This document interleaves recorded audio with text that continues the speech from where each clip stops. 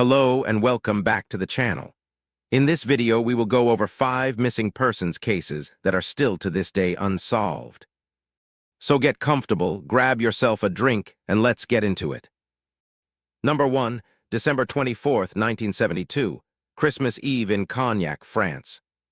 For most, it's a night of warmth, laughter, and family traditions. But for the Maitchinaud family, Perrette Jacques and their 2 young sons, Bruno and Eric, this night would vanish into the unknown, leaving only questions and silence in its wake. They had spent the evening with friends. Nothing seemed unusual. The children played.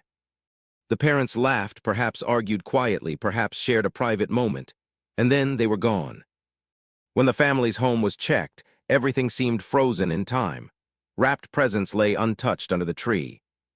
The refrigerator held rotting food. Clothes, personal items, even Jacques' bank account, everything was as it had been. Nothing had been taken. Yet their car, a Simca, had disappeared. Just like that, the family had vanished, leaving no footprints, no trail, no whisper of explanation. The distance between Cognac and Baudier-Saint-Trojan, a route the family would have taken, is not long. But in those quiet, twisting roads, through small villages and forests, not a single witness would come forward. It was as if the night had swallowed them whole. The story, though, is never simple. Perrette, it seems, had a lover named Maurice. There had been tension in the household, whispers of divorce. Months before, Jacques had confided in friends. If his wife betrayed him, he warned, "Everyone will die, no one would find me." Were these words an omen, a threat, a desperate declaration from a man on the edge?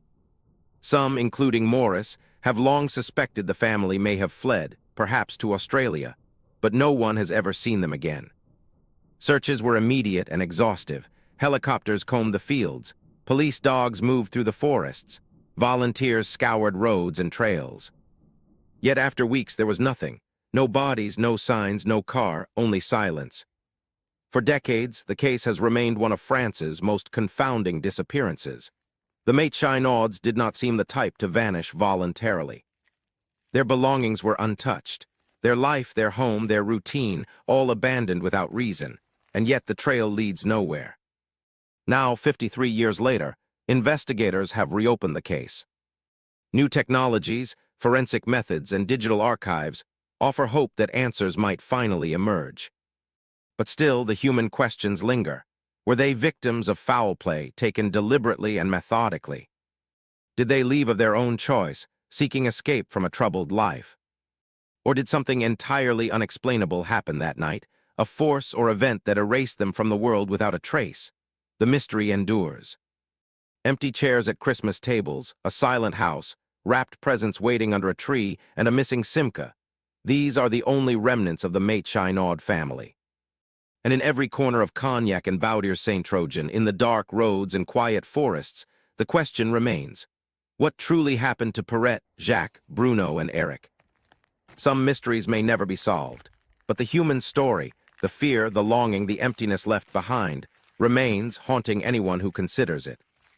For the Maitchinauds, Christmas Eve 1972 is not a memory of joy, but a lingering shadow, a night when a family disappeared and the world never knew why. Number 2.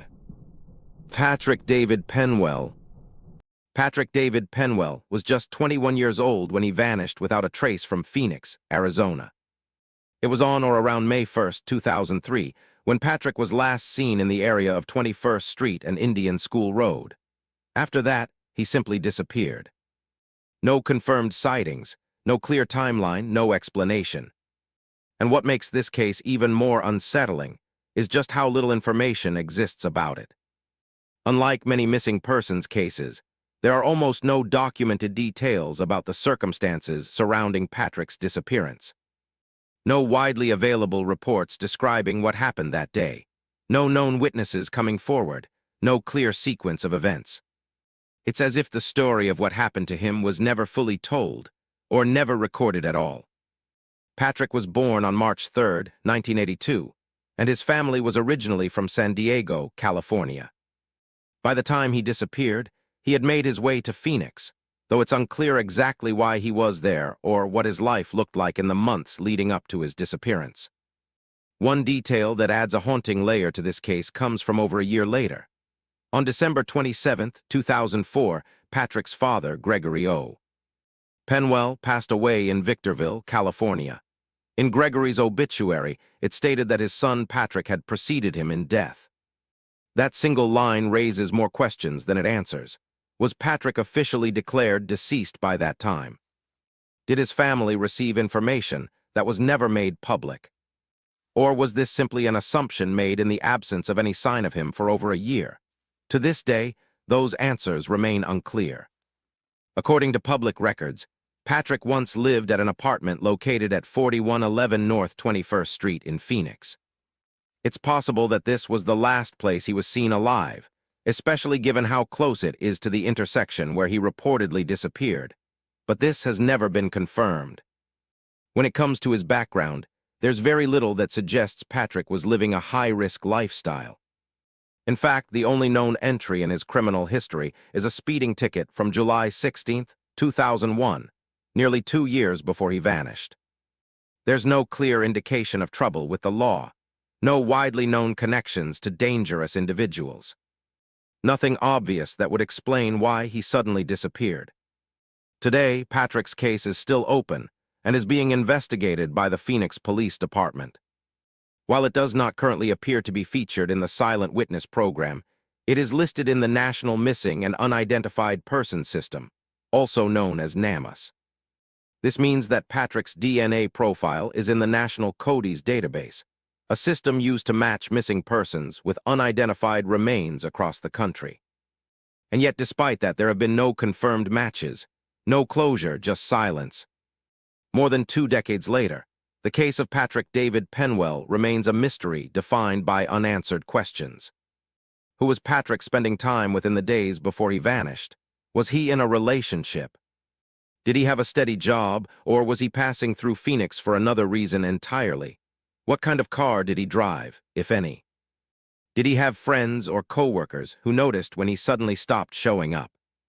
And perhaps most importantly, did he have any problems, conflicts, or hidden struggles that could help explain what happened?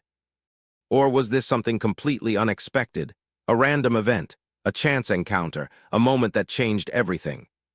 At just 21 years old, Patrick was at the very beginning of his adult life.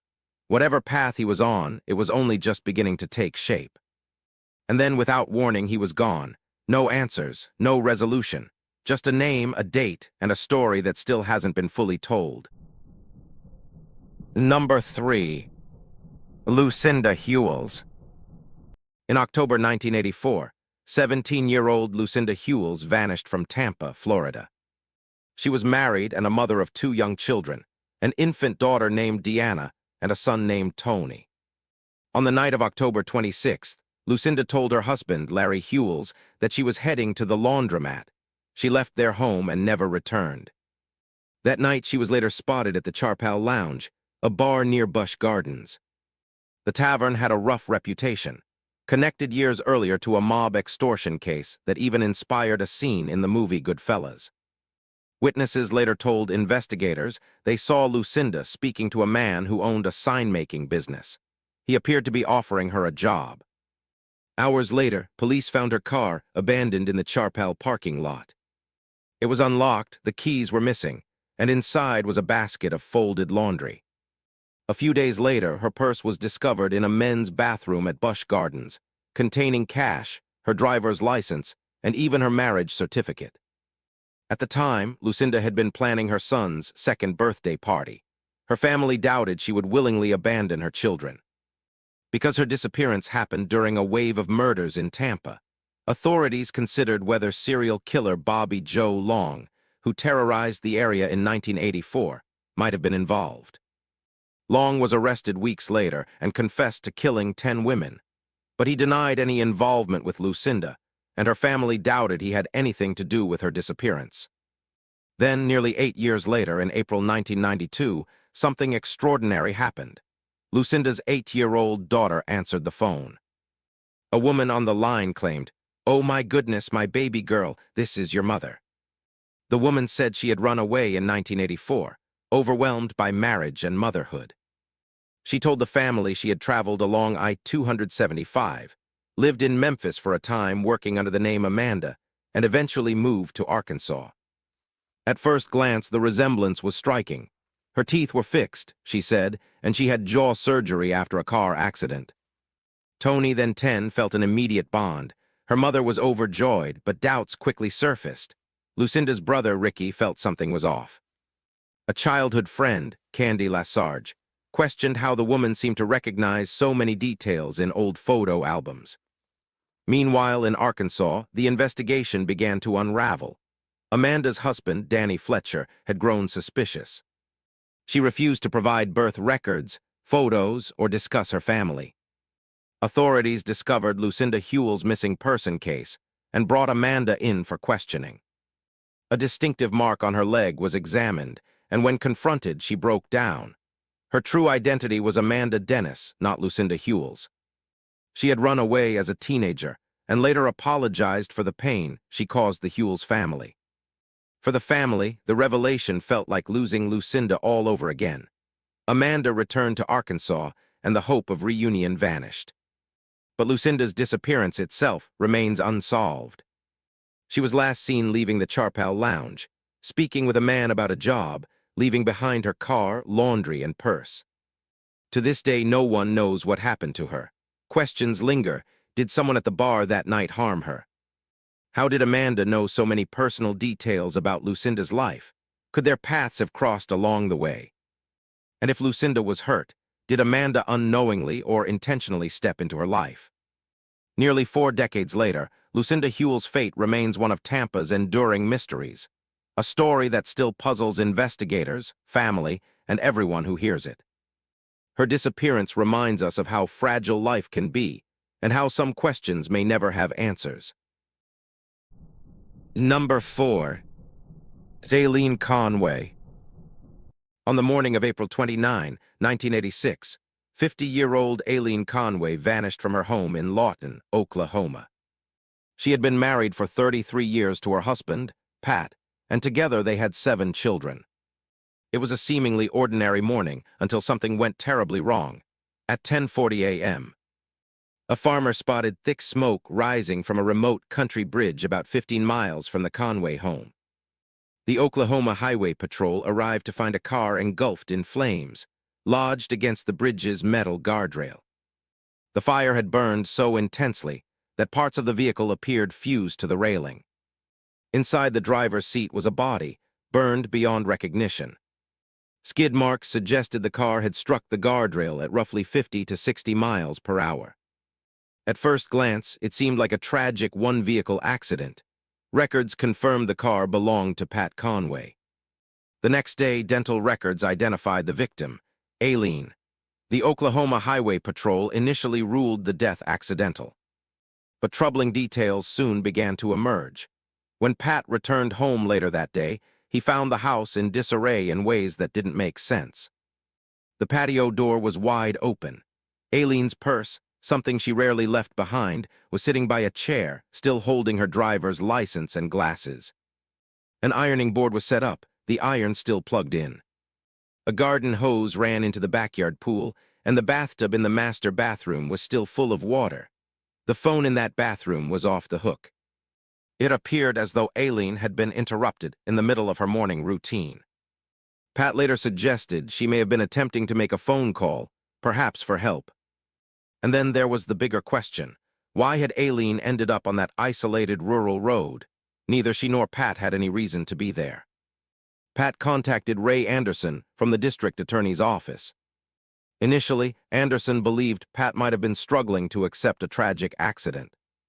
But after reviewing the unusual circumstances, he began to suspect foul play. Days later, Pat and Anderson returned to the crash site and discovered a church bulletin in the grass about 200 feet from the bridge. It belonged to the church the Conways attended, and Pat distinctly remembered seeing it on the dashboard of the car. This small detail raised even more questions.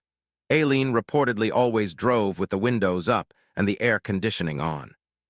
Investigators noted that the bulletin likely could not have blown out of a moving vehicle, suggesting the car may have been stopped at some point before the crash. The fire itself drew scrutiny.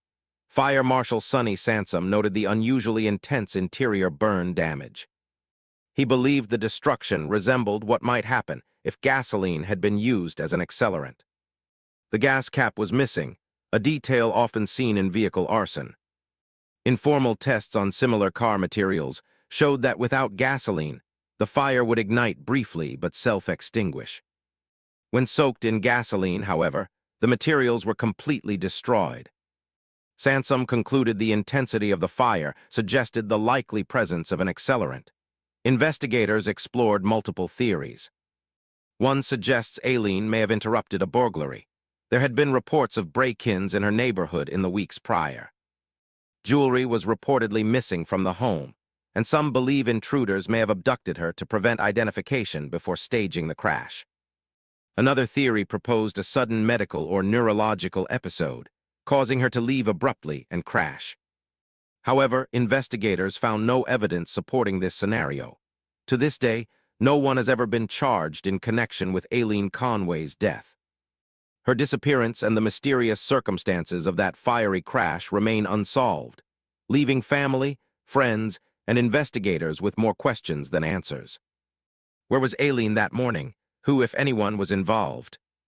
And what really happened on that quiet Oklahoma road, turning an ordinary morning into a chilling mystery that endures decades later? Number 5. Alfred Lowenstein. By the start of the 20th century, Alfred Lowenstein had become one of the most powerful financiers in the world. He made his fortune by acting as a broker between industries and the financial system, and he invested in companies across Europe. He was also a pioneer of the holding company concept.